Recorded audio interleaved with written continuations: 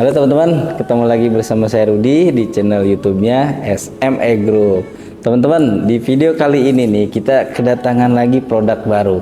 Selalu ada yang baru dari QWERTY teman-teman, yaitu SSD QWERTY dan SSD NVMe dari QWERTY teman-teman. Nah, kira-kira teman-teman udah pada tahu belum nih perbedaannya antara SSD SATA dan SSD NVMe dari QWERTY ini? Kalau belum pada tahu, langsung aja teman-teman, mari kita review.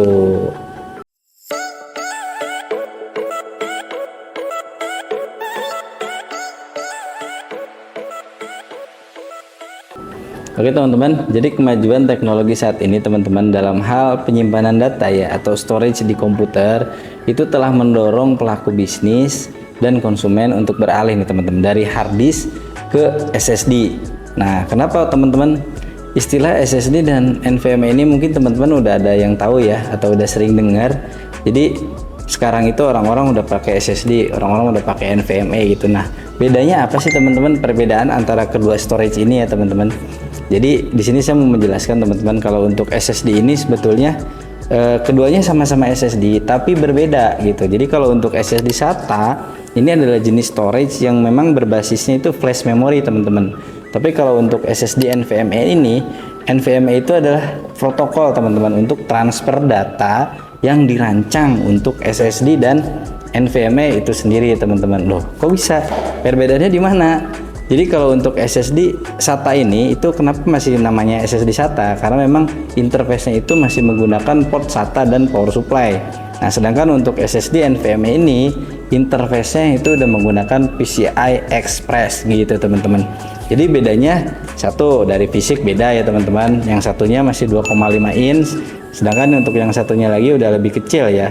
Kemudian yang kedua itu ada di interface. Yang SSD SATA ini interface-nya masih menggunakan SATA dan NVMe ini interface-nya udah menggunakan PCI Express. Kemudian dari segi kecepatan teman-teman, untuk SSD SATA ini itu kecepatannya masih 6 GB per second. Sedangkan untuk SSD NVMe ini diklaim bisa sampai 16 sampai 20 GB per second gitu teman-teman. Oke, lanjut. Oke, lanjut teman-teman, kita unboxing untuk SSD QWERTY-nya teman-teman ya. Di sini saya buka dulu yang SSD SATA teman-teman ya. Oke, kita buka ya. Jadi ini untuk tampilannya seperti ini teman-teman. SSD SATA dari QWERTY yang 512 GB teman-teman. Nah, di sini ini untuk logo QWERTY-nya warnanya emas ya teman-teman, menuju QWERTY emas. Sini gold warnanya, kemudian tampilan belakangnya seperti ini. Sini ada keterangan SATA 3 SSD, kemudian ada serial number ya. Kapasitas 512 GB dan ini barcode saya udah coba tes. Ini barcode ngelink ke SME Group teman-teman. Nah, ini untuk interface-nya ya, di sini kelihatan masih menggunakan port SATA dan port power ya dari power supply. Kemudian untuk bahannya teman-teman, ini untuk bahannya dari plastik ya. Bahannya dari plastik, warnanya hitam dope. Nah, untuk chipsetnya sendiri teman-teman, ini QWERTY SATA ini menggunakan chipset dari Samsung teman-teman.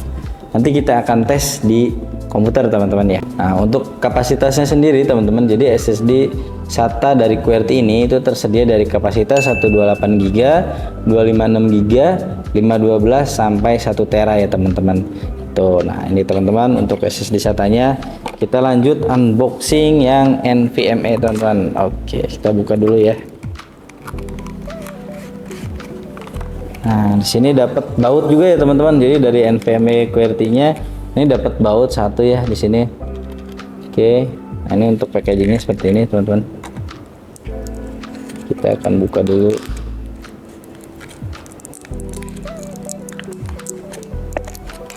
Oke, nah ini dia teman-teman, SSD NVMe dari QWERTY teman-teman.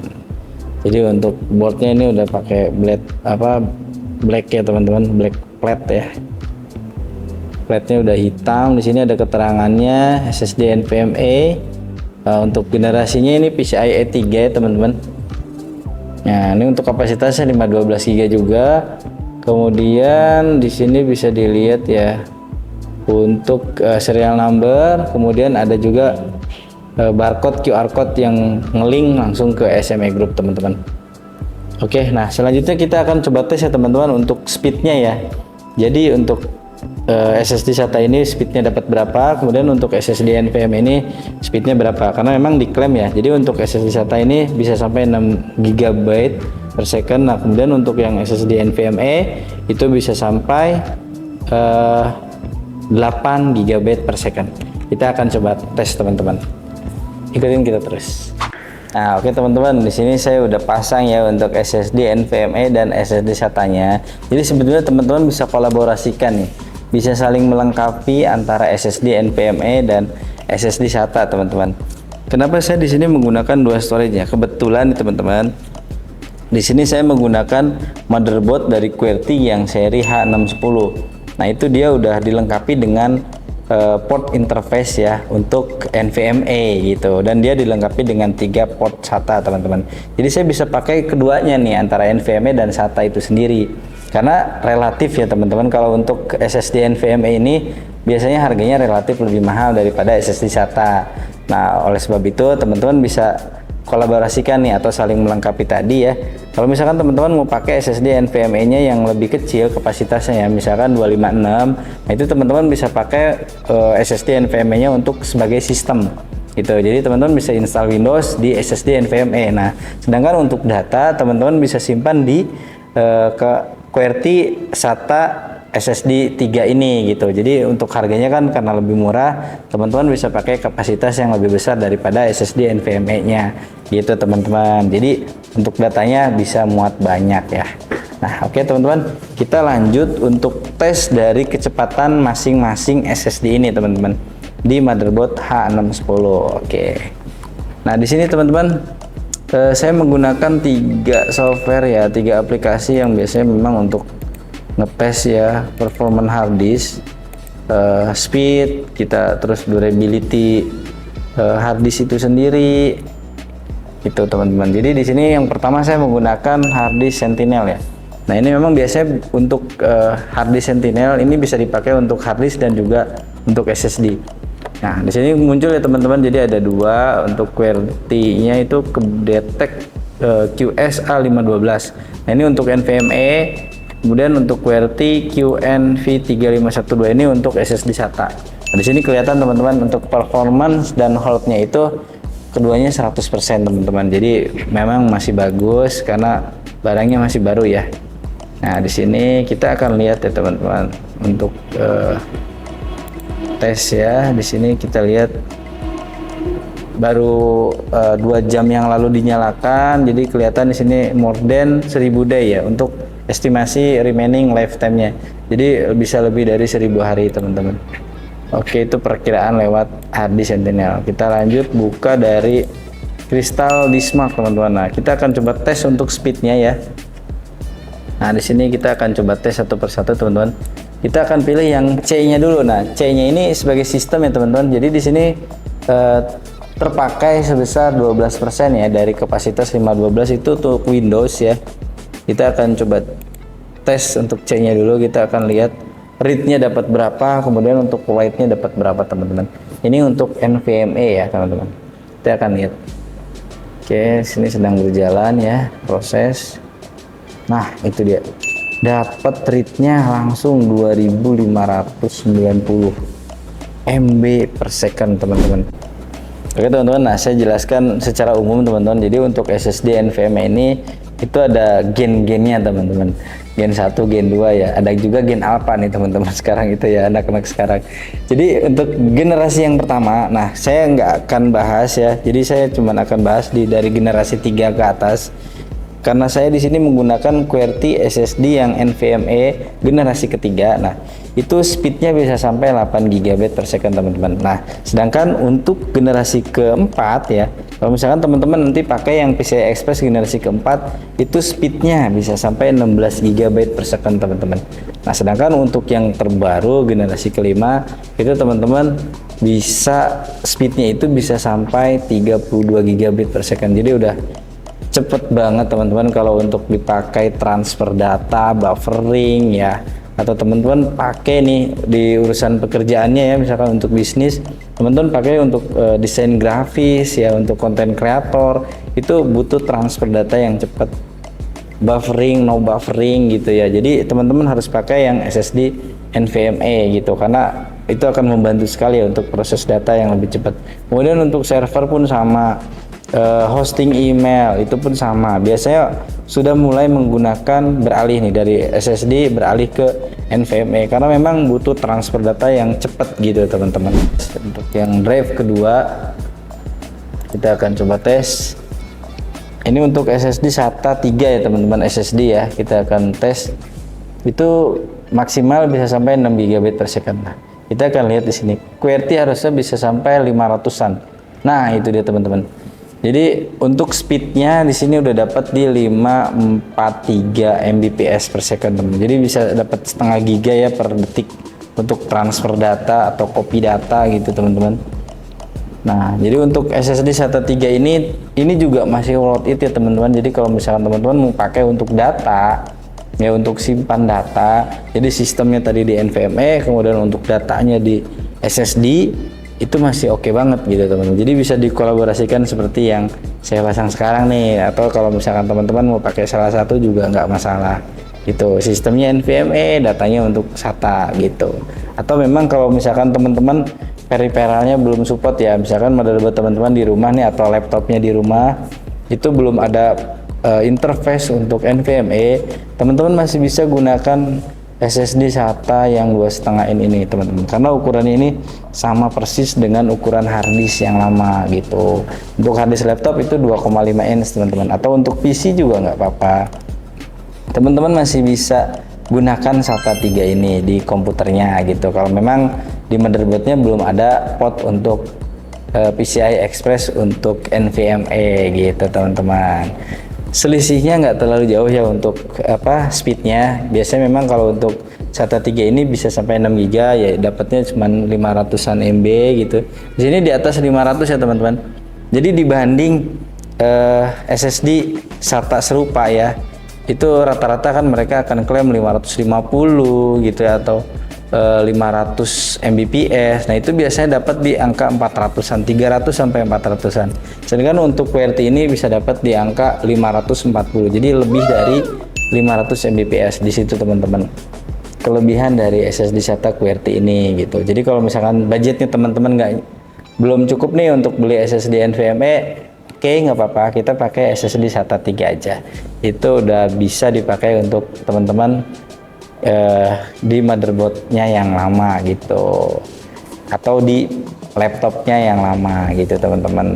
Nah, biasanya kalau untuk motherboard yang baru-baru atau laptop yang baru-baru itu udah tersedia untuk slot NVMe-nya gitu teman-teman. Jadi nggak usah khawatir, teman-teman bisa pastikan dulu ada portnya atau tidak, baru tentukan beli NVMe gitu. Kalau misalkan belum ada ya teman-teman masih bisa pakai SATA 3 yang SSD gitu, karena untuk speednya masih jauh lebih cepat daripada harddisk gitu teman-teman. Nah, oke teman-teman, nah jadi untuk software pakai Crystal Disk Mark ini ya, ini bisa dapat di 550-an Mbps teman-teman untuk speednya ya.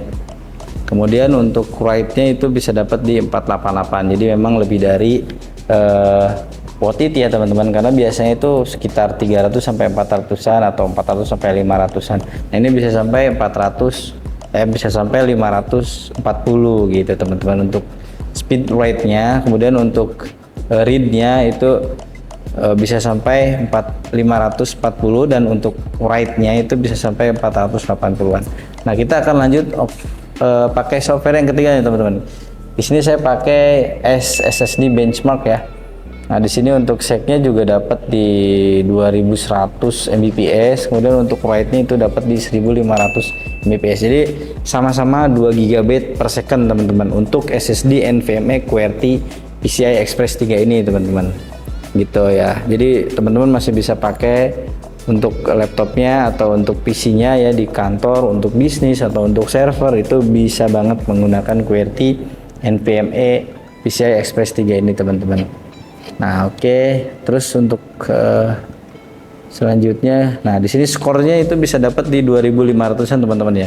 SSD benchmark ini untuk NVMe-nya itu dapat skor di 2500. Kemudian di sini saya coba tes untuk yang SSD SATA-nya teman-teman ya. Kita akan lihat di sini Nah ini untuk write-nya dah dapat di 440 teman-teman. Kemudian untuk read-nya ini bisa dapat di 495 500 gitu teman-teman. Jadi memang speednya ini bisa sampai 500 Mbps teman-teman.